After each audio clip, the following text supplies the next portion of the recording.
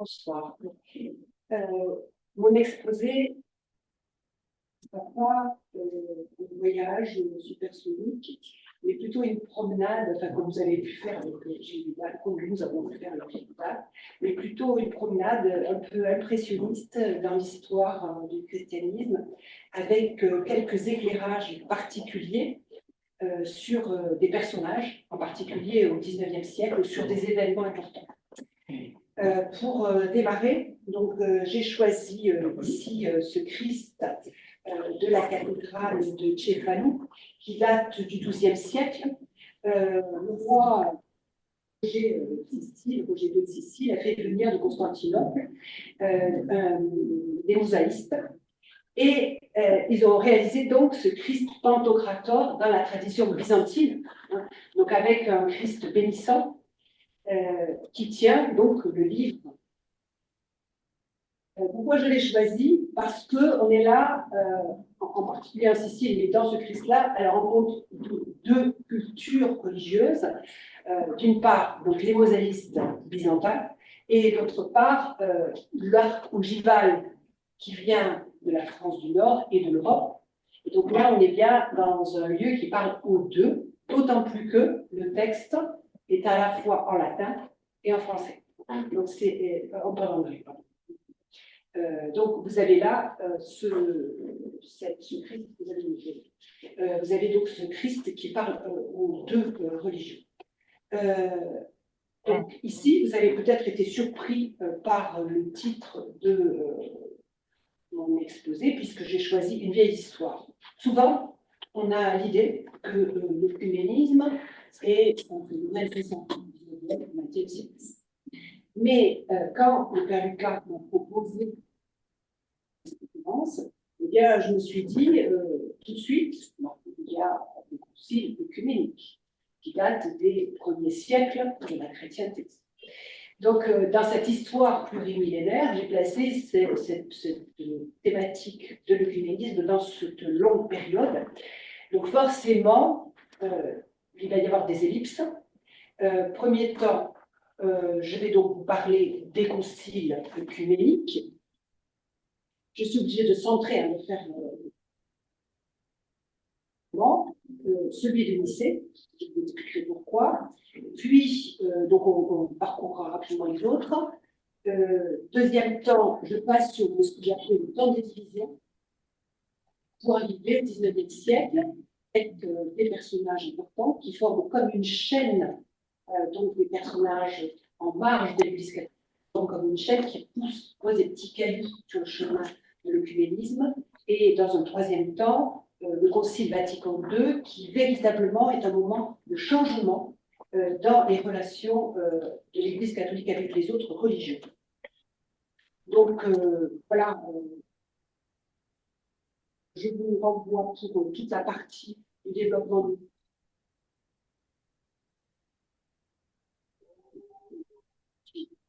Donc, ici, première partie, effectivement, était la diversité. Un petit peu d'œil au début de Gilles de Jean, parce que nous avons toujours l'idée que le christianisme est un dès les origines.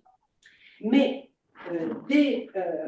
si le Christ est un, l'interprétation des paroles du Christ va donc donner naissance à des courants différents. Et on a l'apparition de grandes églises, comme par exemple l'église d'Alexandrie, l'église d'Antioche, de Rome ou de Carthage, qui livrent donc des interprétations différentes du message. C'est finalement au IIe siècle qu'on voit former un corpus qui va devenir la doctrine dominante, l'orthodoxie, c'est-à-dire la ligne droite, référence, et tous ceux qui sortent de cette ligne sont qualifiés d'hérétiques. Alors attention, l'hérésie à ce moment-là, c'est seulement sur le plan dogmatique. Il n'y a pas de condamnation de l'attitude, c'est seulement donc, sur le plan des idées. Donc la ligne dominante, bien sûr, c'est celle de l'Occident, celle de Rome. Donc, que se passe-t-il au IVe siècle pour qu'on concile œcuménique. Alors, qui l'a fait? Ben, c'est un empereur. C'est Constantin, qui veut convoquer un concile œcuménique. Alors, pourquoi veut-il le faire? Eh bien, Constantin est un empereur. Les empereurs Rome, ils sont à la fois chefs politiques, chefs militaires, chefs religieux, et son grand souci, c'est l'unité de son empire. D'autant plus qu'il a lutté pour être à la tête de son empire. Je passe sur les détails, hein, ce n'est pas le plus important. Donc, son souci, ce n'est pas un souci religieux, c'est un souci d'unité de son empire. Quelle est la crise qui va donc provoquer eh bien, la convocation du concile? Eh c'est ce qu'on appelle la crise arienne. Alors attention, arienne, A-R-I-E-N, pas les Ariens que défendait Hitler. Cette crise arienne, elle est liée donc à Arius. Donc Arius est un théologien qui prêche vers 320 l'idée que le Verbe de Dieu est l'égal de Dieu. Mais sa première créature, la plus éminente, et elle est antérieure à tout autre. Donc, ici, l'idée, c'est que Dieu est la créature parfaite, il existe. Je ne vais pas trop m'avancer sur la théologie là, mais c'est simplement pour vous donner quelques éléments. Seul le Père est vraiment de nature divine parce qu'il est incréé et inengendré.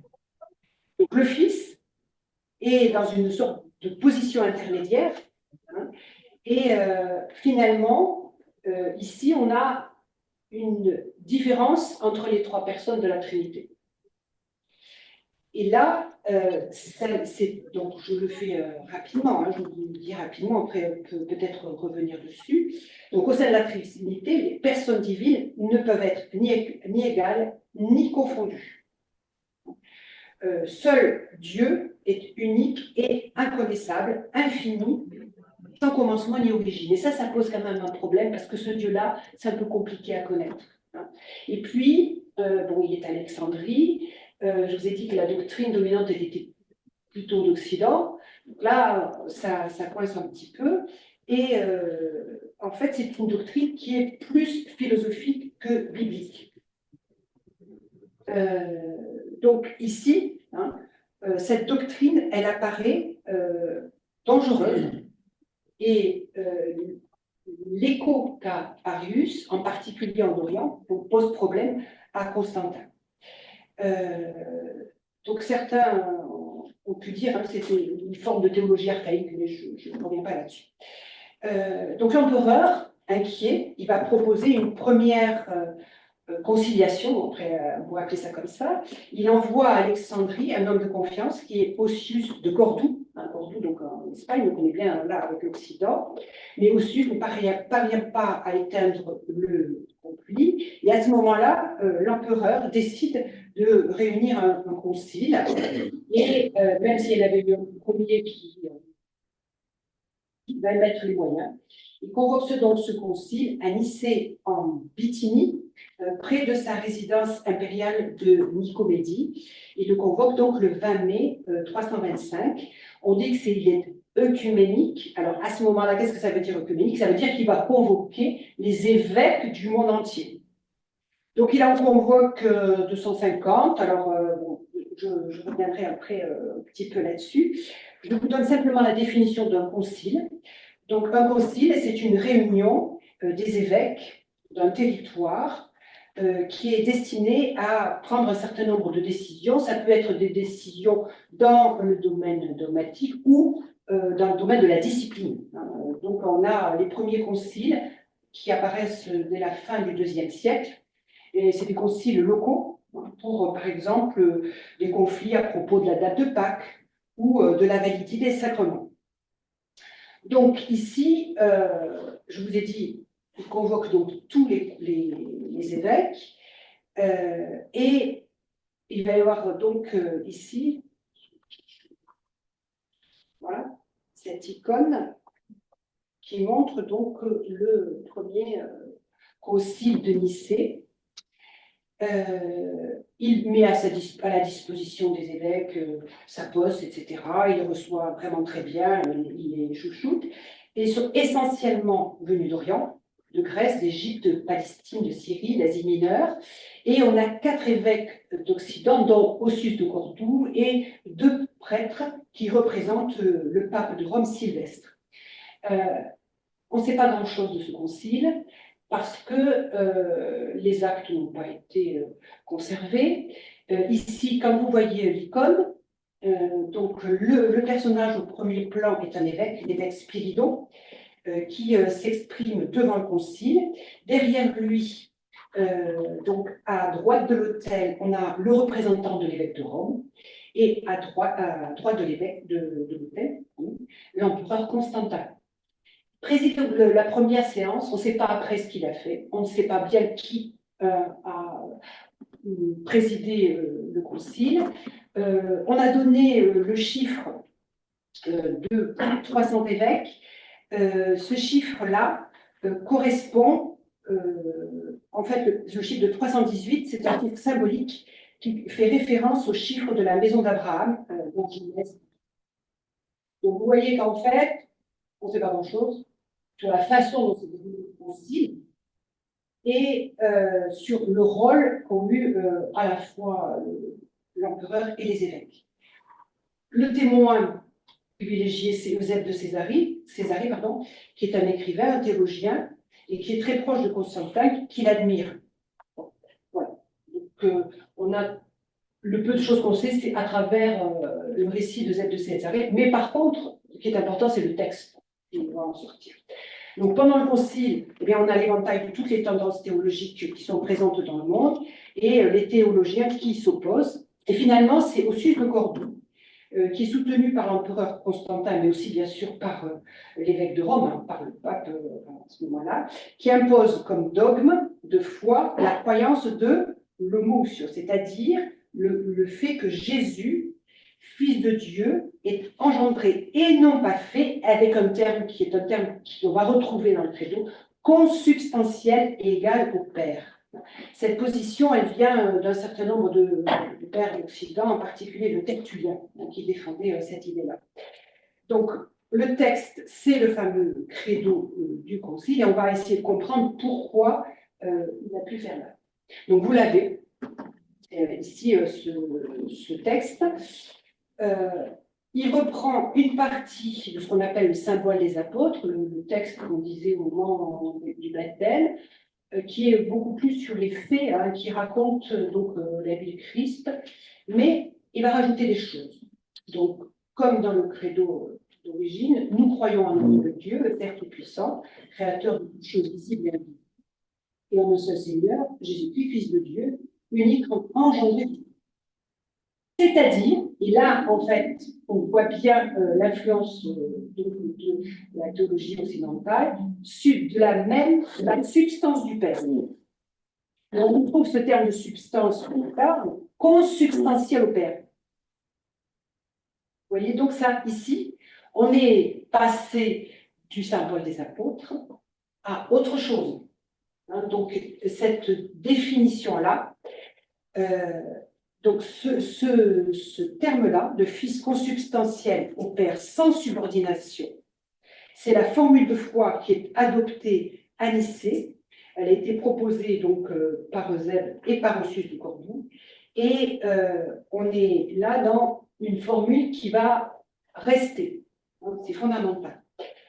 Alors, le dernier paragraphe, vous le voyez, quant à ceux qui disent « Il fut un temps où il n'était pas, et avant d'être engendré, il n'était pas, et il a été fait du néant », ou qui disent que le Fils de Dieu est d'une autre hypostase ou d'une autre substance, c'est-à-dire la fameuse ousia, eh bien, en fait, l'Église catholique et apostolique les anathémise, c'est-à-dire qu'ils sont donc excommuniés.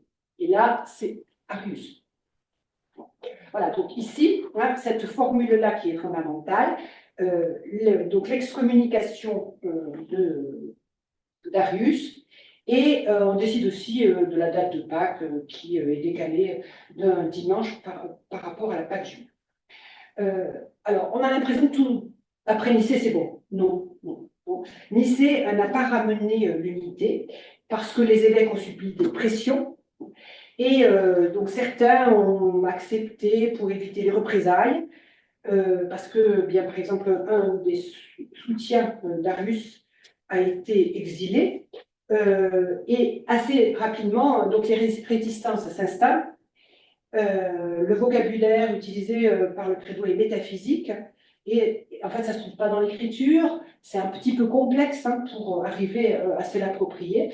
Donc, il va falloir du temps hein, pour accepter ce vocabulaire. Et puis, Constantin, Constantin, simplement pour mémoire, Constantin, c'est l'empereur qui a permis au christianisme donc de ne plus être persécuté. Quand s'est-il converti? On ne sait pas bien. Ce qu'on sait, c'est que donc il a été baptisé spontanément. Il a été baptisé par un évêque arien. Donc vous voyez qu'en fait les choses ne sont pas si nettes que ça. Hein. Le fameux soutien d'Arius a été rappelé. Donc d'autres évêques qui défendaient la position du credo ont été exilés. Donc les choses ne sont pas si claires que ça. Et voilà, c'est pour vous dire que les choses avancent par petits pas. On a vu ça déjà avec Gilles Vidal, donc au 19e, mais vous imaginez bien, donc au premier siècle du christianisme, comment ça s'appelle. Les caractères de l'œcuménisme, cependant, apparaissent déjà, c'est-à-dire la nécessité d'une discussion, et même quelquefois elles sont âpres, à cette époque-là, c'était vraiment, il y a eu, bon, je vous en parlerai, donc des moments difficiles, pour arriver à un consensus. Et pour reprendre donc les formules de Frédéric Chavel, qui donc le 3 octobre, cette formule donc, du credo nicée, elle est en même temps exclusive, c'est-à-dire que tous ceux qui ne croient pas donc dans cette formule-là vont être excommuniés, mais en même temps elle est inclusive parce que c'est la formule qui est reconnue par les trois grandes branches chrétiennes, catholiques, protestantes et orthodoxes. Hein. Donc voilà, je reprends cette formulation-là parce que j'avais trouvé ça assez intéressant. Donc finalement, comme je vous ai dit, rien n'est réglé à Nicée. Donc il va falloir 60 ans pour arriver à assimiler ce texte-là. Et donc on va avoir, alors je vous avais, voilà, j'avais souligné les fameuses substances du Père et consubstantielles du Père. Il va falloir donc 60 ans pour retrouver donc Nicée et compléter Nicée. Un deuxième concile est donc convoqué par l'empereur Théodose. Alors, Théodose, c'est celui qui a fait du christianisme la religion officielle de l'Empire en 392. Donc, il convoque ce deuxième concile à Constantinople en 381. Cette fois-ci, on a un peu moins d'évêques qui sont présents. Donc, on compte à peu près 150 évêques. Alors, je vais à l'essentiel, c'est-à-dire au résultat. On reprend la rédaction du credo, on la complète, et donc on parvient à une formule, une seule substance divine en trois hypostases ou trois personnes parfaites, c'est-à-dire un seul Dieu, trois personnes, le Père, le Fils et le Saint-Esprit. On définit aussi, à ce moment-là, le Saint-Esprit comme consubstantiel au Père et au Fils. On retrouve ce terme de consubstantiel qu'on avait vu à Nicée. Et c'est donc, à partir de Constantinople, l'affirmation du dogme de la Trinité, trois personnes d'égale dignité, Père, Fils et Saint-Esprit, et de même substance. Donc ici, avec ce nouveau concile, on confirme le credo de Nicée à une nuance près. D'ailleurs, cette nuance, elle sera rajoutée on s'en tient donc à cette formule-là. Les hérétiques, donc à nouveau les ariens, qui étaient toujours bien présents, voilà, mais aussi les manichéens. Et donc, vous savez, c'est cette conception dualiste du bien et du mal, donc initiée par Mani. Et donc, on va aussi définir au niveau de la... Parce que les conciles, ils ont aussi toujours un côté disciplinaire. Et là, on dit que l'évêque de Constantinople vient en second après l'évêque de Rome dans l'ordre de la préférence. Mais tout n'est pas encore réglé, parce qu'il reste encore des hérésies. Le troisième concile, cette fois-ci c'est à Éphèse en 431, il est décidé par l'empereur romain d'Orient Théodose II, parce que donc l'Empire a été officiellement divisé en 395, et il rassemble 200 évêques. Et cette fois-ci, c'est le problème du nestorianisme. Donc. Nestorius, il est patriarche de Constantinople, oui, mais avant, il a été moine près d'Antioche, et pour lui, il se concentre sur la personne du Christ. Donc les deux natures du Christ, humaine et divine, elles sont fondues et il ne retient que la nature divine du Christ. Du coup, Marie ne peut pas être la mère de Dieu, elle est uniquement la mère de l'homme Jésus. Nestorius est contesté dans sa ville, en Constantinople, et on va donc assister à nouveau à une confrontation. Donc là, on avait Amici dessus, c'est Eusèbe de Césarée. Là, ça va être donc la confrontation de Nestorius et de Cyril. Donc, Cyril, lui, est patriarche d'Alexandrie. Donc, vous reconnaissez d'un côté donc, le moine, dont Nestorius, même s'il était, et de l'autre côté, donc, Cyril. Et ce concile va donc affirmer, déclarer que Jésus-Christ est vrai homme et vrai Dieu. Il a les deux natures, une nature humaine, une nature divine, et donc Marie est mère de Dieu, c'est-à-dire le fameux texte, le fameux Théotokos. Nestorius est démis de ses fonctions et sa doctrine est condamnée.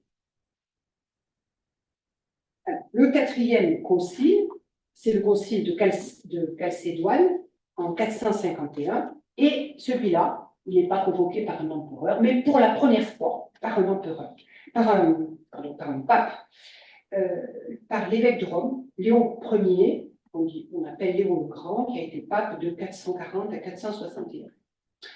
L'objectif de ce concile, c'est d'annuler les décisions qui ont été prises dans un précédent synode qui a eu lieu à Éphèse, qu'on a appelé le brigandage d'Éphèse, parce qu'en fait, il était complètement noyauté de partisans donc de l'Éphésite, de Eutychès.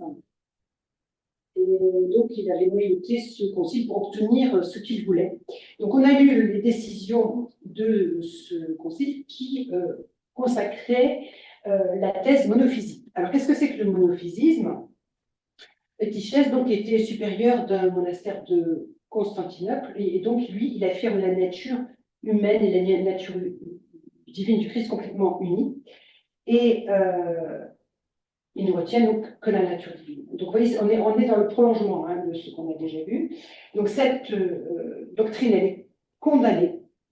Le monophysisme est condamné lors du concile de Chalcédoine. Et Léon le Grand donc, prend nettement position contre cette hérésie. Donc, le Christ est divin et humain, c'est inséparable. Donc, c'est confirmé véritablement à Chalcédoine. Donc, ce qui est nouveau ici, c'est que le pape est intervenu directement dans le concile, il a fait voter sa proposition, et donc il est par là même le garant de l'unité de l'Église.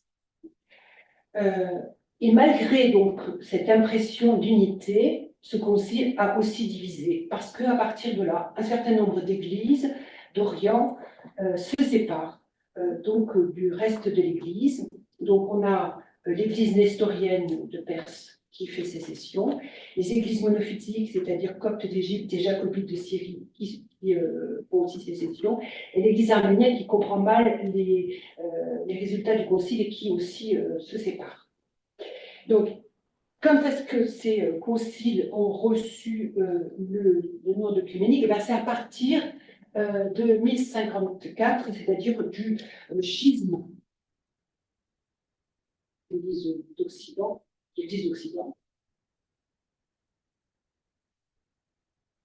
Donc, Nicéen, Constantinople I, Éphèse et Chalcédoine, ces quatre premiers conciles sont donc reconnus par toutes les branches chrétiennes, comme je vous l'ai dit.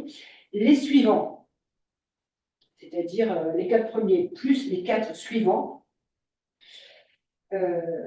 ceux-là sont reconnus par l'Église catholique et les églises orthodoxes, pas par les protestants. Les églises protestantes, pour faire vite.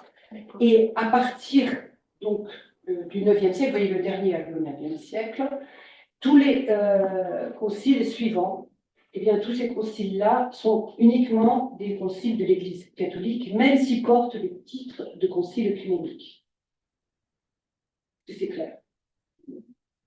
Voilà. Donc, ce qui est important, c'est qu'on voit qu'à partir du IVe siècle, l'Église a inventé la mondialisation des débats, et le concile est devenu donc l'assemblée des évêques du monde entier, c'est plus seulement des conciles locaux. Les discussions donc, sont quelquefois très difficiles, et passé au brigantage d'Éphèse, mais elles ont permis de définir une conception théologique qui constitue la base de foi des religions chrétiennes. Mais les conciles ont aussi montré des difficultés de discussion entre les différentes communautés qui interprètent de façon différente l'enseignement ou le fait même, la nature. Au deuxième temps, on va faire un autre ellipse, on va arriver à un deuxième focus, les initiatives originales en milieu catholique. Alors, pourquoi est-ce que j'ai choisi ce terme original? Pendant plusieurs siècles, à partir du XIe siècle, c'est-à-dire le XIe siècle, c'est la date officielle de séparation de l'Église catholique et des Églises d'Orient, et des Églises orthodoxes. Mais je ne sais pas si vous avez remarqué sur la feuille que vous avez cette étape, on a longtemps discuté, même après 54, c'est les anathèmes, entre Hubert de Moyenmoutier, qui est le roi du pape, et Michel Cellulaire, qui est le patriarche de Constantinople. Ils se sont jetés des anathèmes à la figure. Donc, on comparera de la levée de ces anathèmes. Ça, c'est la date symbolique. On a continué à discuter, particulier après la chute de Constantinople en 1458. Donc, à partir du XIe siècle, ce qui va se passer, c'est que les différentes églises, elles vont afficher leur originalité. Quand arrive la réforme au XVIIe siècle aussi. Donc, les discussions, même si, au moment de la réforme, après, il y a eu des discussions, mais finalement, chacun va se replier et définir ce qu'il est véritablement. Donc, peu de discussions officiellement possibles, même s'il y a des rencontres, peu de discussions. Le Concile de Trente, qui est le concile qui a été réuni pour faire face à la réforme protestante.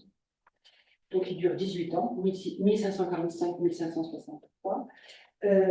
Il donc, affirme une ligne exclusive pour l'Église catholique.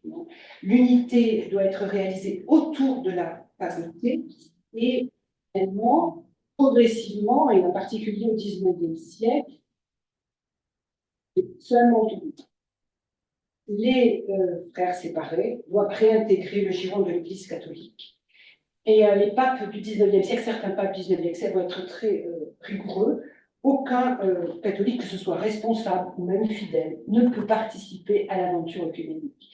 Donc les personnages dont je vais vous parler, ils sont en marge de l'Église catholique officielle et des positions officielles de cette Église. On a une série d'initiatives individuelles. Alors ce qui est remarquable, c'est qu'ils forment une sorte de chaîne. Donc là, je vais vous présenter 4 personnages, voilà, qui forment une sorte de chaîne, et ils se sont connus, et finalement, ils apportent chacun leur touche, le terme impressionniste, j'aime bien, chacun leur touche à cette construction de l'œcuménisme. Le premier dont je vais vous parler, c'est l'abbé Portal, qui a vécu entre 1855 et 1926. Alors, il est originaire de l'Hérault. de La Roque. Il est né donc dans notre département. Il voulait être missionnaire lazariste au départ, mais il a eu un problème d'infection pulmonaire. Alors, quand je dis ça, j'ai l'impression que je vous montre quand même ça. Tout parce que c'est important. Pourquoi? Il ne peut plus être missionnaire comme il l'avait pensé, il va être professeur. Et il va être obligé de partir assez souvent en convalescence pour ses problèmes pulmonaire. Et là, à l'occasion d'une de ses convalescences, à Madère, il va rencontrer Charles Lindley, qui est vicomte et lord de Halifax, et qui est donc un représentant de l'anglicanisme, qui est une tendance de l'anglicanisme la moins éloignée de Rome. Et donc, ils vont... Et donc, Portal, en discutant avec lui, il opte pour une position différente des papes.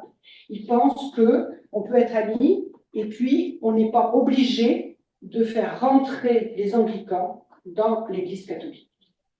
Donc c'est quelqu'un qui est intéressant de ce point de vue-là. Il travaille à la réconciliation de Rome avec l'archevêché de Canterbury, c'est-à-dire donc les anglicans. Et il y a une forme de connaissance et d'estime réciproque donc, entre Charles Lindley Wood et l'abbé Portal. Donc ici, l'idée de l'abbé Portal, c'est de sensibiliser de larges secteurs des différentes églises, donc chacun dans leur église, au problème de l'union, mais c'est un échec, parce qu'ils vont se heurter aux résistances des catholiques anglais, qui ne veulent pas des anglicans, et aussi des adversaires romains, parce qu'en fait, qu'est-ce que c'est que ces nouveautés françaises là donc, essayer de créer les conditions d'un sursaut unioniste. L'abbé Portal est responsable de la formation de séminaristes, donc d'un jeune clergé intellectuel, et il va lancer donc un mouvement qui va être à la fois de réflexion fondamentale, mais aussi d'approche documentaire sur ces chrétientés séparées. Mais voilà, donc Portal est suspect et il doit quitter son poste parce que il a une mauvaise influence. Voilà. Donc en 1920, avec toujours son ami Halifax, il va pouvoir quand même, protégé par le cardinal Mercier, qui est donc belge, lancer une seconde campagne anglo-romaine, et c'est ce qu'on a appelé les conversations de Malines. Donc ces conversations de Malines, c'est Anne-Noël Clément, donc j'ai assez utilisé ce livre-là, en plus de l'histoire générale du christianisme et de l'histoire du christianisme aussi. Donc elle nous en parle. Donc 3 fois, entre 1921 et 1923, le cardinal Mercier permet des rencontres entre Charles Lindley Wood, donc et Fernand Portal. C'est un caractère privé, même si le pape et l'archevêque de Canterbury sont informés, mais c'est privé. Le but de ces conversations, c'est d'étudier les conditions de rapprochement entre l'Église romaine et la communion anglicane. Bon, ça se termine parce que l'abbé Portal meurt en 1626 et ensuite, donc, on ne continue pas ces fameuses conversations de Malines, mais ce qu'il faut bien noter, c'est que c'est les premières depuis le XVIe siècle, même si ça a un caractère privé. Donc, ici, les responsables catholiques, même informés, n'autorisent pas officiellement les rapprochements. Deuxième personnage, c'est l'abbé Paul Couturier.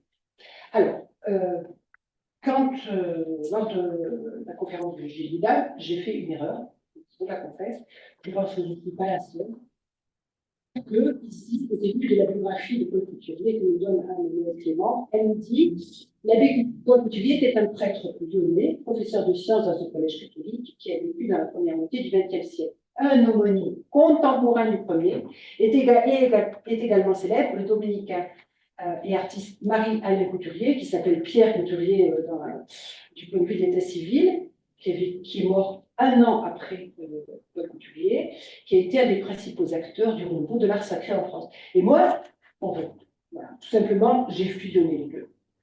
Et donc, je dois faire un monde honorable à ce sujet. Donc, moi, même si j'ai de l'admiration pour donc Alain-Marie Couturier, parce que justement, il a cette ouverture hein, donc aux autres religions, là, celui qui m'intéresse aujourd'hui, c'est Paul Couturier. Donc, ici, Paul Couturier, comme elle le dit, donc, il est originaire de Lyon. Et en fait, quand il était jeune, son père ayant fait faillite, il va se retrouver donc en Algérie.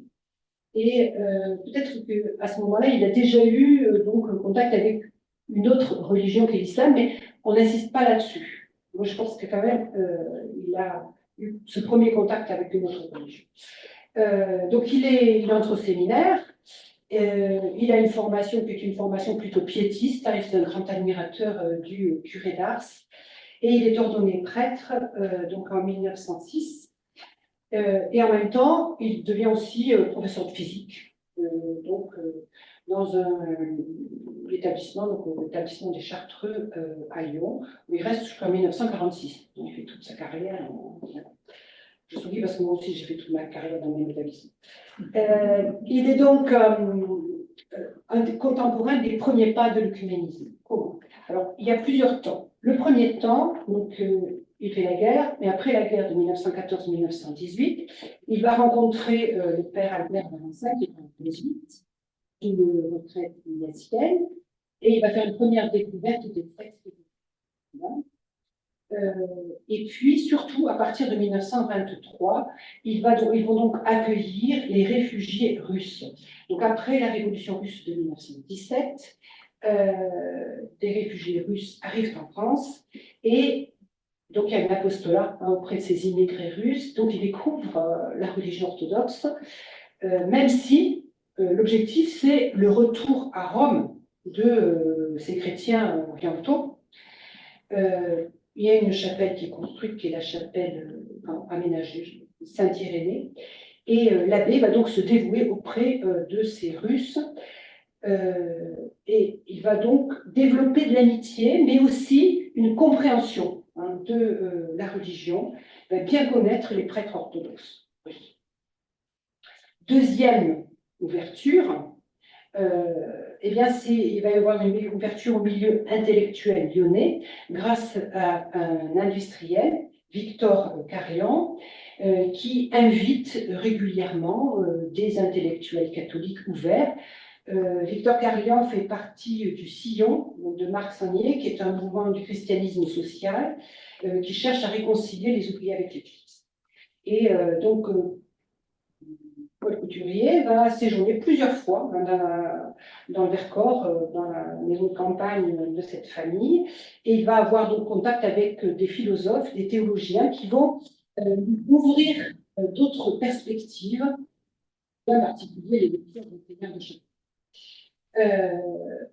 Sa vocation œcuménique, elle arrive tardivement, aux yeux de ses biographes eux-mêmes, puisqu'elle arrive à 51 ans, à l'occasion d'un troisième décentrement, qui est son séjour au prieuré d'Amay-sur-Meuse en 1932. Donc, Amay-sur-Meuse, c'est en Belgique. Ce monastère a été fondé par Lambert Baudouin, qui est un autre pionnier de la démarche œcuménique. C'est un moine bénédictin qui approfondit donc son ecclésiologie lors d'un séjour à Rome. Et pour lui, selon les biographes donc de Lambert Baudouin, il a une nécessité intérieure qui le conduit de la liturgie à l'œcuménisme.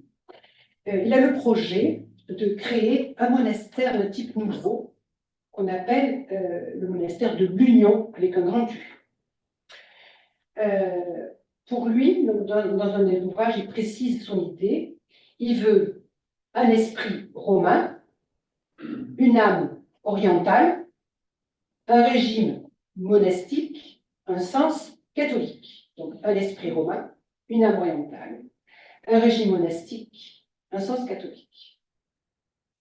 Et il va donc faire une réforme monastique qui est une réforme liturgique parce que les moines, dans ce monastère, célèbrent simultanément dans les deux rites, latin et byzantin. Il va créer même une revue qui donc va diffuser ses idées. Mais, un petit peu comme l'abbé Portal, il est mal vu, à la fois de sa hiérarchie bénédictine et des milieux romains, parce que l'idée de Rome, c'était de former des moines pour aller convertir donc les Russes au catholicisme. Donc, il est obligé de démissionner en 1928, et il est même contraint à l'exil en 1931. Alors, je vous ai dit, Paul Couturier arrive en 1932. Il arrive donc dans une communauté qui est un petit peu inquiète de son avenir. Je ne vais plus vous montrer, voilà, ça c'est Paul Couturier. Il arrive dans une communauté qui est un peu inquiète de son avenir, et il va s'engager dans cette communauté, et il va s'engager pour que l'unité devienne visible. Il devient ce qu'on appelle oblat, c'est-à-dire qu'il va vivre la règle bénédictine tout en restant dans le monde. Et il va toujours être fidèle à l'esprit de ce monastère. Il a toujours soutenu le monastère. C'est quelqu'un d'extrêmement fidèle. Donc vous avez vu cette évolution. Donc les orthodoxes, le milieu intellectuel qui va donc catholique qui va l'ouvrir, et cette monastère de l'Union qui va donc l'inspirer.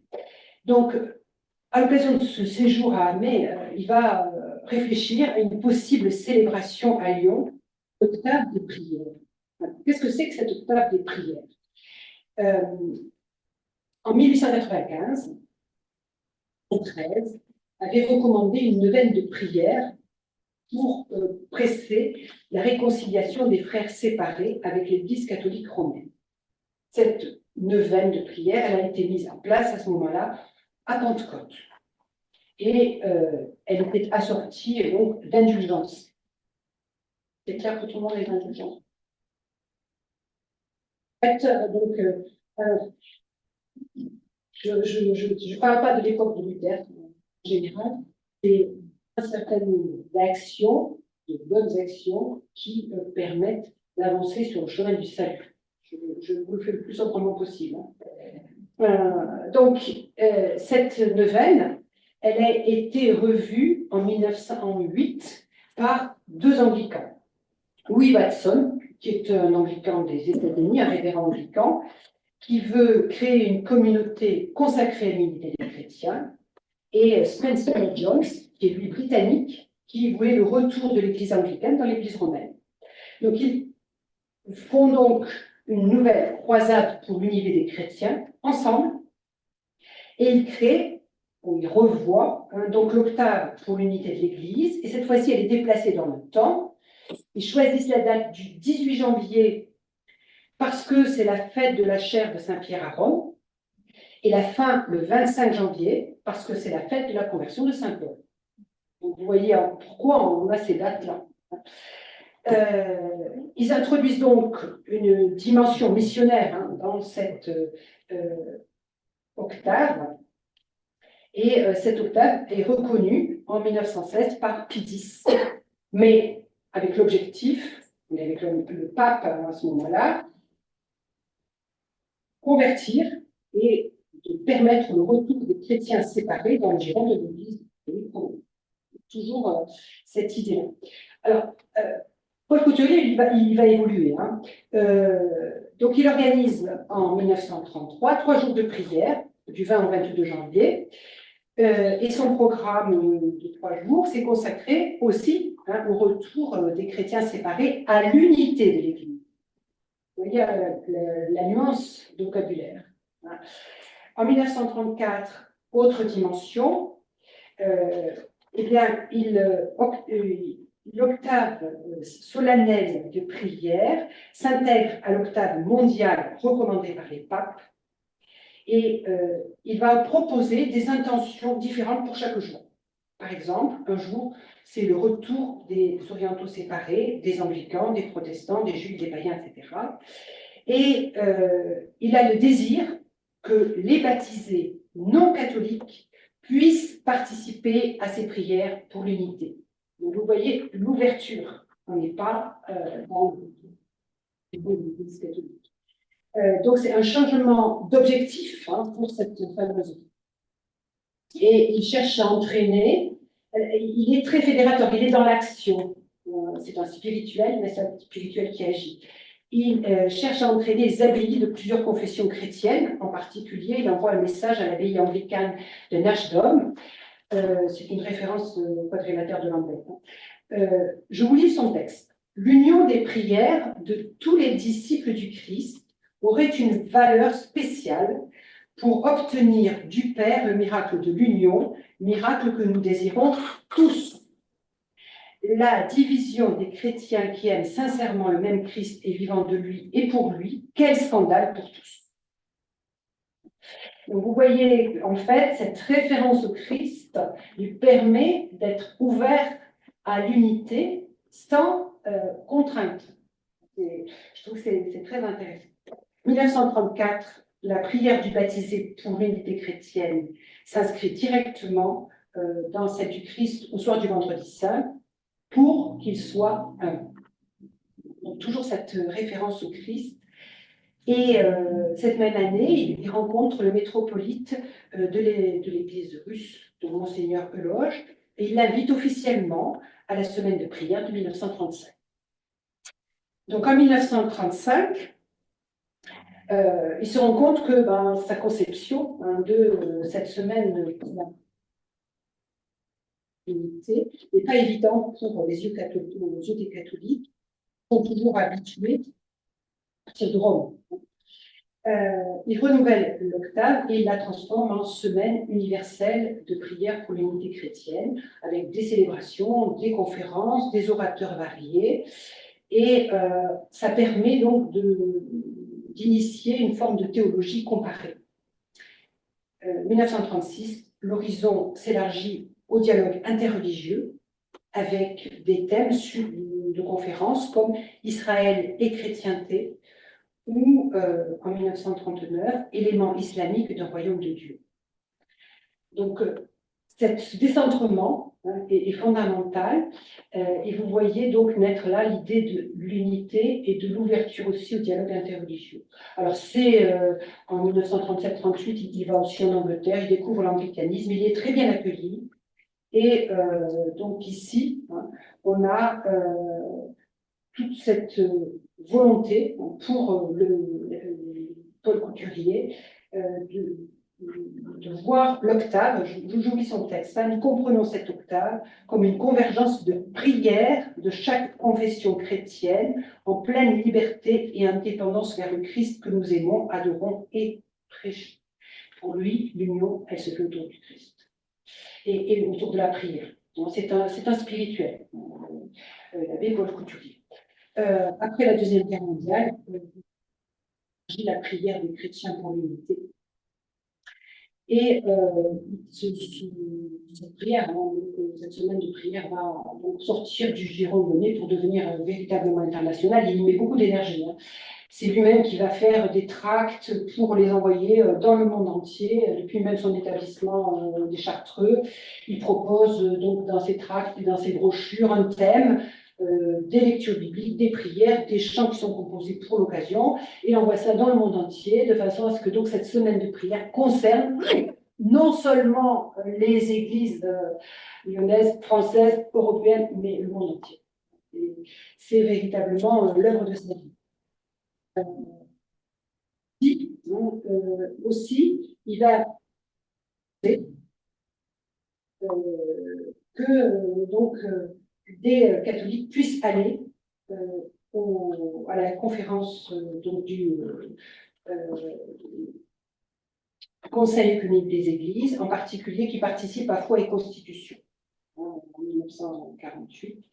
Donc ici, lui, cette démarche, elle est œcuménique universelle. Son collègue théologien, avec qui donc il a eu des relations. Alors vous voyez, vous avez vu l'abbé Portal, Malines, Lambert Baudouin, l'abbé Couturier, Yves Congar, c'est-à-dire frère et Congar, les dominicains.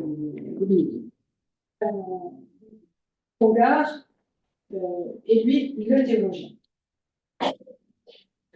Il est né à Sedan, une passion protestant, et il a été donc marqué par le caractère.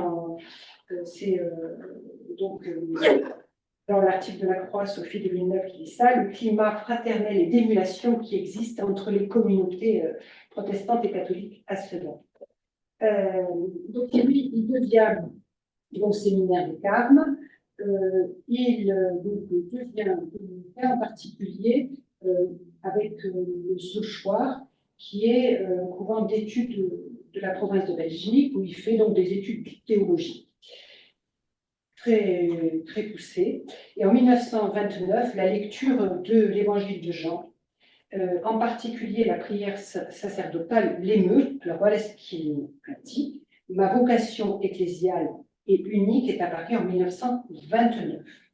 Et là, pour lui, c'est l'amour pour l'unité des chrétiens. Vous retrouvez toujours ce terme d'unité, cette vocation. Il l'a approfondi à la fois au Solchak et puis plus tard aussi, bien sûr. Et, il veut œuvrer pour le renouveau de l'Église et donc pour l'ouverture et l'unité. C'est une phrase. Mon Dieu, pourquoi votre Église qui est sainte a-t-elle souvent ce visage austère et décourageant alors qu'elle est en réalité pleine de jeunesse et de vie? Donc, renouveler l'Église, l'ouvrir. Le problème pour donc Yves Congar, c'est l'insertion de l'Église dans le monde du XXe siècle. Gardez ça en mémoire parce qu'après on va le retrouver. Et donc il va rencontrer des jeunes anglicans, des jeunes orthodoxes, des jeunes protestants. Il va faire un certain nombre de livres là-dessus. Il va développer un réseau d'amitié et il comprend que l'unité, ce n'est pas purement et simplement le retour de ce qu'on appelle entre guillemets les dissidents dans le giron de l'Église, mais une avancée vers le dialogue. Donc, vous avez, avec Paul Couturier et avec lui, on va retrouver donc l'idée du dialogue. Paul Couturier n'a pas été le dialogue. Donc, après la Deuxième Guerre mondiale, il va donc plonger dans le bouillonnement apostolique et il va reprendre son enseignement au soir. Mais et en fait, il est un peu suspect aux yeux de certains théologiens romains. Et lui, voilà, il est donc obligé de quitter le sanctuaire en 1954 et va être donc en exil dans un couvent anglais, mais sous surveillance. J'arrête là mon histoire pour le moment avec les Congar parce que alors, ce qu'il faut bien dire, c'est que il y a aussi, dans le mouvement œcuménique à ce moment-là, la création du groupe des Dombes. Je ne veux pas trop en parler parce que donc ce livre-là, c'est un livre de Anne-Noël Clément qui va venir, qui fait partie des groupes des Dombes de Valence. Donc, je ne vous dis pas grand-chose là-dessus. Je pense qu'elle va le développer davantage. Le quatrième personnage dont vous parlez, c'est Roger Schulz, qui a été aussi en relation avec Paul Couturier. Donc Roger Schulz, il n'est pas catholique, lui, il est protestant, donc il est suisse, il est fils d'un pasteur suisse. Fils d'un pasteur suisse, et il est étudiant en théologie, et il vient en 1940 à Thésée pour y construire une vie commune dans laquelle la réconciliation serait une réalité vécue concrètement. C'est ce qu'il dit lui-même. Il accueille des réfugiés, des juifs en particulier, donc il est en danger. Il repart en Suisse en 1942 et il revient donc après la guerre avec Marc Torbian, son frère. Et là, il va donc une vie de célibat et de vie commune, c'est pour ça qu'on les appelle les frères. Ils vont élaborer une règle. Et à partir de 1969, cette communauté s'ouvre aux catholiques. Donc ici, les frères vont donc vivre l'œcuménisme catholique protestant au quotidien. Dans un premier temps, ils donc prient ensemble dans l'église romane de Thésée, puis ensuite on a la construction en 1962 de l'église de la Réconciliation. Donc les frères Roger Schulz et Max Turian sont accueillis par les papes Jean XXIII et Paul VI. Ils sont invités à Vatican II en tant qu'observateurs. On va retrouver ça tout à l'heure. Jean-Paul II lui-même est venu à Thésée. L'originalité de Thésée, c'est que donc on vit l'œcuménisme au quotidien et on vit l'œcuménisme aussi avec les jeunes. La dimension jeune, elle est très importante à Thésée. Et ce terme de réconciliation, il est aussi fondamental. Réconciliation, c'est la réconciliation entre chrétiens, bien sûr, mais aussi à ce moment-là entre l'Est et l'Ouest de l'Europe, entre le Nord et le Sud, en fait entre tous les êtres humains. Vivre en fraternité, c'est pour ça qu'on a des frères de Thésée qui vivent en Asie, en Afrique, en Amérique.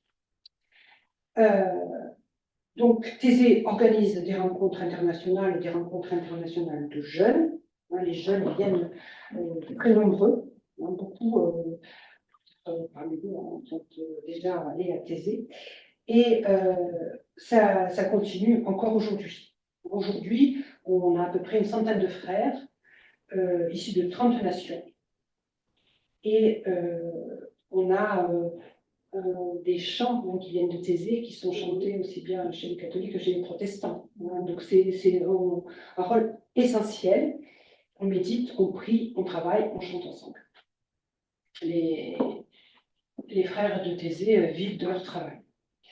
Voilà. Donc, ce côté œcuménique, ces itinéraires individuels. Alors, vous voyez comment on fait. Les itinéraires individuels, ils sont nés de décentrement par rapport à l'Église catholique, par rapport au catholicisme, et qui en même temps forment une chaîne qui, donc, enfin, on va dire la première moitié du XXe siècle, véritablement.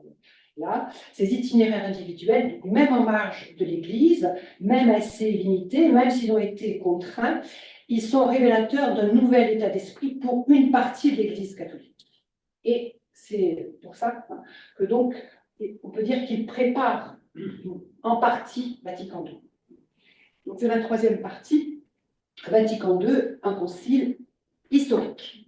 Alors, pourquoi historique? Eh bien, parce que, pour faire court, je vous ai parlé du premier concile. Le dernier concile, donc, après le concile de Trente, c'était le concile de Vatican I en 1870, qui n'a pas pu se terminer. Et là, donc on a une église, d'autant plus qu'au concile de Vatican I, eh bien, a été confirmée dans sa position hiérarchique, il peut donc parler sans avoir besoin de réunir les évêques, un pape puissant. Et là, on va avoir un changement radical. Ce changement, il est avec quelqu'un qu'on n'a pas du tout entendu. C'est Jean XXIII, qui va devenir pape sous les termes de Jean XXIII. Donc, le cardinal Angelo Giuseppe Roncalli était patriarche de Venise et il a eu une histoire. D'abord, il a fait des études sur l'histoire de l'Église, je me souviens. Il a fait des études sur l'histoire de l'Église, il est professeur d'histoire de l'Église, et il est donc en même temps vers la tradition, mais il se rend compte que l'Église elle a besoin de changer. Il a eu des contacts avec les religions. Or, en Bulgarie, il a été donc envoyé par le pape en Bulgarie, c'est-à-dire dans l'Empire ottoman. Et là, il a eu contact avec l'islam, mais aussi avec toujours les orthodoxes de Constantinople. Et puis, il a donc vu de près les divisions des chrétiens. Il a eu contact aussi avec les latins de rite oriental, c'est-à-dire donc ceux qui reconnaissent l'Église romaine, mais qui ont donc le rite oriental.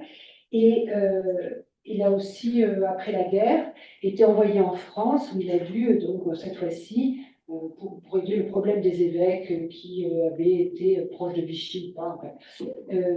Et là, il a vu ce que c'était qu'un pays marqué par la sécularisation. Donc, il a cheminé et il est élu donc en au bout d'11 tours. Hein. Donc, il est élu avec la majorité. Je cherche la date précise pour vous la dire. Oui, mais c'est 1958, j'ai la date précise. Bon, je ne sais pas, c'est pas très. Donc, 1958, il est élu, c'est le mois d'octobre 1958. Il est élu pape. Et là, on se dit, bon, ben voilà, il est un petit peu âgé, il a 77 ans, c'est un pape de transition. En fait, pas du tout. Justement, on parle des 100 jours, vous savez, les 100 premiers jours. Il y a les 100 jours aussi pour Jean 23. Hein. Ici, donc il est élu au mois d'octobre. 23 novembre, il va donc se réaffirmer comme pasteur de l'Église quand il prend possession de la basilique Saint-Jean du Latran. Il est l'évêque de Rome, et puisqu'il a été évêque de l'Église, maintenant il est évêque de Rome. Très rapidement, il nomme des cardinaux parce que Pie XII avait oublié, n'était pas intéressé, il n'avait plus nommé de cardinaux. Il avait que 51 cardinaux pour l'élection de Jean 23. Voilà, il va nommer des cardinaux, puis il va renouveler le collège cardinalice au fur et à mesure. Et surtout, donc 25 janvier 1959, décision surprenante, je vous la livre. Vénérables frères et chers fils, c'est avec un peu de tremblement et d'émotion, mais en même temps avec une humble résolution dans notre détermination, que nous prononçons devant vous le nom d'une double célébration que nous proposons. Un synode diocésain pour Rome, les pasteurs, hein, et un concile œcuménique pour l'Église universelle. Alors pourquoi est-ce que ça apparaît comme un tonnerre? Les assistants sont tous étonnés. Pourquoi est-ce que ça apparaît comme étonnant? Parce que c'est un pape qui le propose. Il n'avait pas besoin. Les autres papes n'ont pas eu besoin de le faire. Ils y ont pensé, ils ne sont jamais allés jusqu'au bout. Mais lui, il a décidé d'aller jusqu'au bout. Alors, ce concile-là, hein, il va avoir une importance essentielle. Il est véritablement œcuménique parce qu'on va avoir des évêques qui viennent du monde entier. Et il propose un aggiornamento, c'est-à-dire une mise à jour. Il veut faire rentrer un peu d'air frais dans l'Église et il veut faire profiter des richesses de l'Évangile à ce monde qui est marqué par la modernité. Hein, vous voyez comment en fait son itinéraire le conduit à voir donc dans ce concile une chance pour l'Église. Et il reconnaît quand même une intervention de l'Esprit Saint, une grâce spéciale, une illumination. Donc le concile se déroule du 11 octobre 1962 au 8 décembre 1965, 4 sessions, une par année. Et dans son discours inaugural, le souverain pontife, donc Jean XXIII, rappelle que la doctrine catholique immuable doit être approfondie et présentée de façon à répondre aux exigences de notre époque, hein, donc faire entrer l'air frais dans l'Église. Il propose donc, dans une perspective optimiste, une orientation novatrice. La doctrine chrétienne doit embrasser l'homme tout entier. D'autre part, il dit, face aux erreurs, et dans un souci de miséricorde et non de condamnation, l'Église préfère recourir au remède de la miséricorde plutôt que de condamner. Et le pape n'hésite pas à dire son désaccord avec certains censeurs qui, certes brûlant de zèle, mais manquant de largeur d'esprit, de discrétion et de mesure, donc, ont condamné une partie des catholiques. Et il met en garde contre la tentation intégriste de multiplier les condamnations. Donc il est résolument ouvert. Troisième point de son discours, l'Église estime son devoir est de faire tous les efforts pour promouvoir l'unité des chrétiens en vue d'aplanir la voie menant à l'unité du genre humain. L'unité des chrétiens. Donc ici, vous voyez qu'on a une ouverture véritablement, et donc ce concile, qui au départ devait parcourir le chemin de l'unité chrétienne, finalement il est celui de l'Église catholique qui se regarde et qui discute entre elles. C'est un débat à l'intérieur même de l'Église qui se passe, un débat qui est œcuménique, mais à l'intérieur de l'Église. C'est un événement interne à l'Église catholique, mais en même temps ouvert. Pourquoi? Eh bien, parce que la décision de Jean XXIII, c'est de faire venir ce qu'il appelle les experts, qui vont jouer un rôle important pendant toute la première phase du Concile. Qui sont ces experts? C'est des théologiens, des canonistes, qui sont désignés par le pape pour être au service des différentes commissions qui sont créées. Donc, un de ces experts, on le retrouve, c'est Yves Congar. On le retrouve là. En juillet 1960, donc il apprend qu'il est expert à la commission théologique préparatoire au Concile et il est extrêmement surpris. À cette époque-là, en fait, alors que donc il a été ostracisé, eh bien, le pape l'appelle. Et vous voyez comment, en fait, ici, hein, on est dans cette volonté d'ouverture. Donc, ça va être le projet de sa vie. Hein. Il rentre dans cet aggiornamento de Jean XXIII pour l'unité des chrétiens. Donc, une mise à jour de l'Église, l'unité des chrétiens, c'est deux axes qui guident sa vie et son combat. Hein. Donc, il est complètement impliqué dans Vatican II. Deuxième innovation, eh bien, c'est les observateurs non catholiques. Vous avez vu que dans les observateurs, on avait aussi Thésée. Roger Schulz en particulier. Mais alors, ces observateurs non catholiques, c'est des personnalités qui ont été conviées par le secrétariat à l'unité des chrétiens, qui a été créé en 1960. On a des églises orthodoxes, 7 églises orthodoxes en 1962, de l'église anglicane, ce qu'on appelle les vieux catholiques allemands, et donc par rapport à l'église catholique romaine, et puis bien sûr des protestants. Protestantes. À la fin du Concile, en 1965, on a 28 églises, donc 28 églises et confessions, et 93 observateurs. Et ils jouent un rôle important, parce qu'ils sont placés juste à côté de l'autel, ils sont invités par le secrétariat à faire part de leurs observations chaque semaine, et ils sont consultés pour certaines commissions. Donc, vous voyez qu'en fait, il n'y a plus d'anathème, mais il y a même une acceptation hein, donc, de cette diversité. Donc, on a, à la fin du Concile, des décrets, en particulier la levée des anathèmes sur les églises d'Orient, le 7 décembre 1965, entre Paul VI et le patriarche Athénagoras, ça durait depuis 1054. Hein. Voilà. Donc, c'est un concile qui permet d'avancer, et la perspective n'est plus le retour des frères séparés. Voilà. Et c'est donc un concile de consensus. Donc là, juste, donc 23, la date plus je vais chercher sur les notes, 28 octobre 1958. Resté jusqu'à sa mort en 1960. Alors là, une image que vous avez de l'ouverture du concile, 11 octobre. Hein, alors le pape, il participe à l'ouverture du concile, mais après, il ne participe pas aux discussions. Alors, important, les textes. Donc, je vous ai mis imaginez bien, une constitution, un texte très lourd. Ici, donc, ce texte qui s'appelle, la constitution qui s'appelle Lumen Gentium, ça fait référence au Christ lumière des peuples. Je vais vous lire quelques extraits seulement. Donc, les liens de l'Église avec les chrétiens non catholiques, avec ceux qui, étant baptisés, le baptême, c'est la référence absolue, portent le beau nom de chrétien. Être chrétien, c'est être baptisé.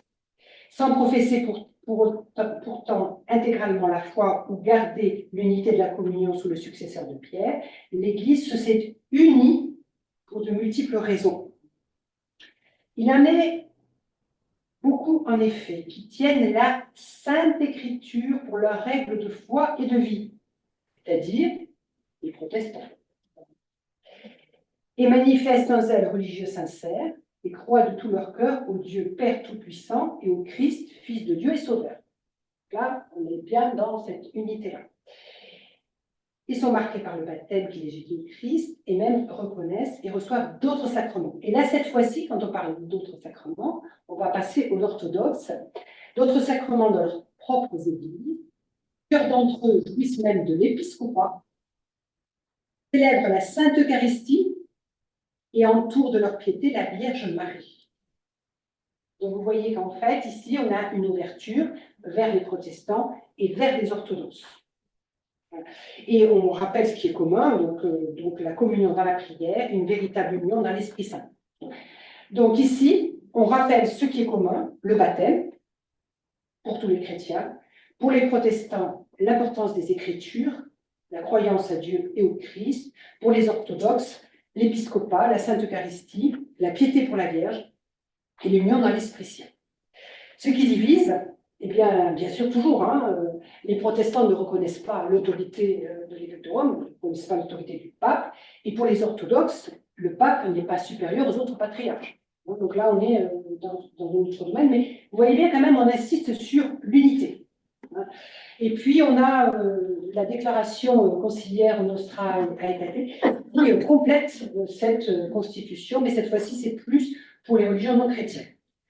Donc, après Vatican II, j'ai encore quelques minutes, on va avoir donc la participation des théologiens catholiques, en particulier au Conseil écuménique des Églises, au département foi et constitution, et la publication en 1982 du texte de Lima qui s'appelle Baptême, Eucharistie, Ministère. Voilà, donc vous voyez donc ici une démarche qui est initiée officiellement. Dans la suite, eh bien, on va avoir des papes qui vont donc prolonger cette action, et en particulier, ça c'est les textes que je vous ai lus.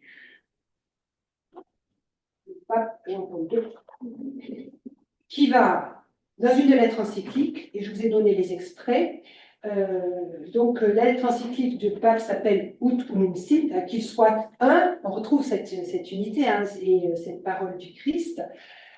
Et je vous lis quelques extraits il fait référence au concile et il va préciser certains points.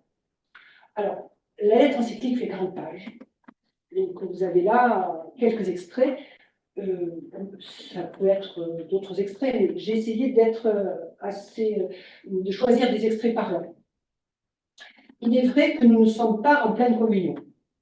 Et pourtant, malgré nos divisions, nous sommes en train de parcourir la route de la pleine unité, de l'unité qui caractérisait la apostolique à ses débuts et que nous recherchons sincèrement. La prière commune en est la preuve. Dans la prière, nous nous réunissons au nom du Christ qui est un. Il est notre unité.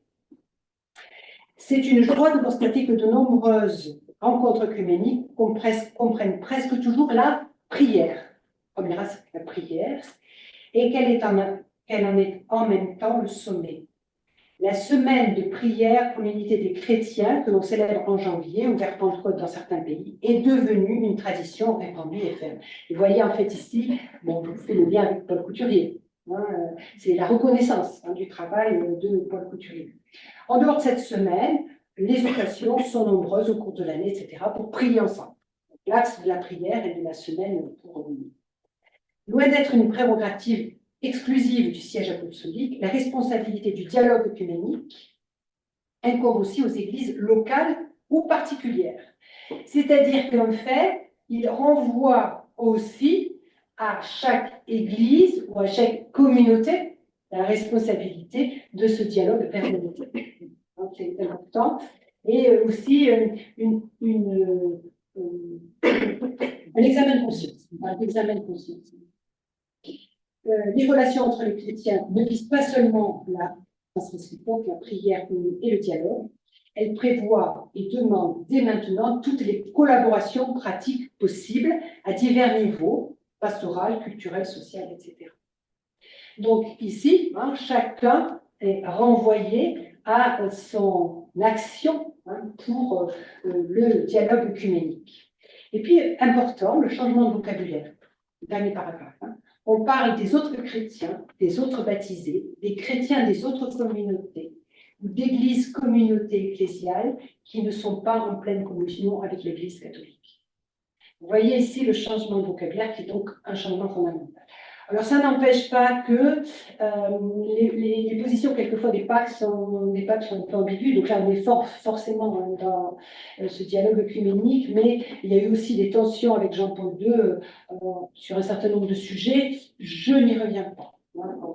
Il y a eu en particulier alors, quelque chose qui est aussi lié au successeur de Jean-Paul II, qui est Benoît XVI.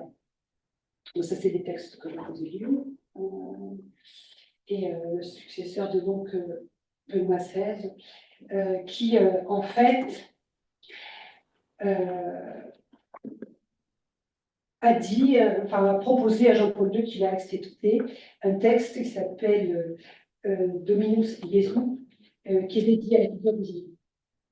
Et l'Église d'Orient, l'Église du Christ, est présente et agissante dans les églises gouvernées par des évêques, successeurs des apôtres. Et c'est-à-dire, c'est les églises orthodoxes. Ça veut dire que les protestants ne sont pas une église de Benoît XVI. C'est un sujet de crispation. On pourra en reparler. Pourtant, au moment où il est mort, il a été salué par les protestants. Par exemple, Laurent Schlumberger a dit, donc, lors de sa mort le 31 décembre 2002, le monde protestant perd un compagnon de route, même s'il était exigeant, rugueux, difficile. Benoît XVI était un pape, certes conservateur, mais il connaissait très bien le protestantisme. Vous voyez qu'en fait, on est toujours dans ces discussions qui ne sont pas toujours évidentes, mais bon, ce n'est pas le conseil de brigandage des présences. Alors, pour terminer, donc, sur le pape François, donc ici, des actions œcuméniques. 31 octobre 2016, il s'est rendu donc à Lund, au cœur de la Suède luthérienne, pour célébrer le 500e anniversaire de la Réforme, 1517-2017. Et pour la première fois, le jubilé de la Réforme s'est déroulé sous le signe de l'œcuménisme. Cette visite a été très appréciée des protestants, mais elle a interrogé certains catholiques. Deuxième dialogue aussi avec les églises orthodoxes, cette fois-ci c'est en 2019, il s'est rendu à Bucarest, et, qui est un pays à 82% orthodoxe. Et cette visite du pape a donc stimulé le dialogue, mais c'est toujours un peu compliqué. Et ils n'ont pas vraiment pu prier ensemble parce que les catholiques ont récité le Notre Père en latin, alors que les orthodoxes l'ont fait en roumain. Alors, pour terminer, donc une homélie du pape François, 20 septembre 2023. C'est à l'occasion du synode, donc à Rome. Merci pour votre présence. Merci à la communauté de Thésée pour cette initiative. Je salue très chaleureusement les chefs d'Église, les responsables et les délégations des différentes traditions chrétiennes, et je vous salue tous, en particulier les jeunes. Merci, merci d'être venus pour tout et avec nous à Rome, dans l'Assemblée générale ordinaire du Synode des évêques, qui la précède. Synodos, marchons ensemble, pas seulement les catholiques, mais tous les chrétiens, tout le peuple des baptisés, tout le peuple de Dieu, parce que seul l'ensemble peut être l'unité de tous. Et là, il cite quelqu'un qui s'appelle Müller et qui donc a parlé des catholiques et des protestants, mais je ne suis pas germaniste, donc je ne vous en parlerai pas. Donc pour terminer, je voulais terminer avec cette image, donc la mosaïque. Donc, pourquoi une mosaïque? Alors c'est une mosaïque qui est à partir d'une peinture de Chagall.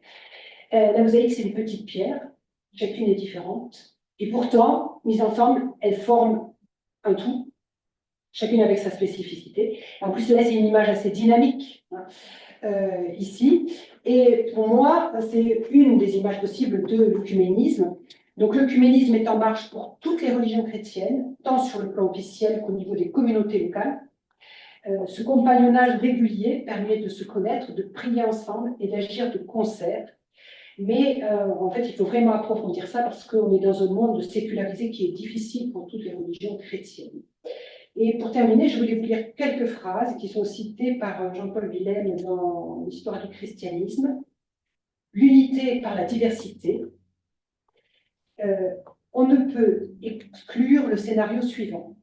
Des églises chrétiennes qui, tout en cultivant leurs différences et en renouvelant chacune leur héritage propre, entretiendraient des relations de plus en plus étroites et développerait de plus en plus de collaboration. Et le développement concomitant des dialogues interreligieux, notamment avec l'islam et le bouddhisme, peut inciter les confessions chrétiennes à relativiser leurs différends. Donc, ce théologien œcuménique protestant Oscar Cullmann, il a écrit ça. Donc ici, on est vraiment... j'ai choisi ça parce que Gilles Vidal vous a donné la liste des papes dans une visée œcuménique. Voilà, et on a chacun notre. Je vous remercie.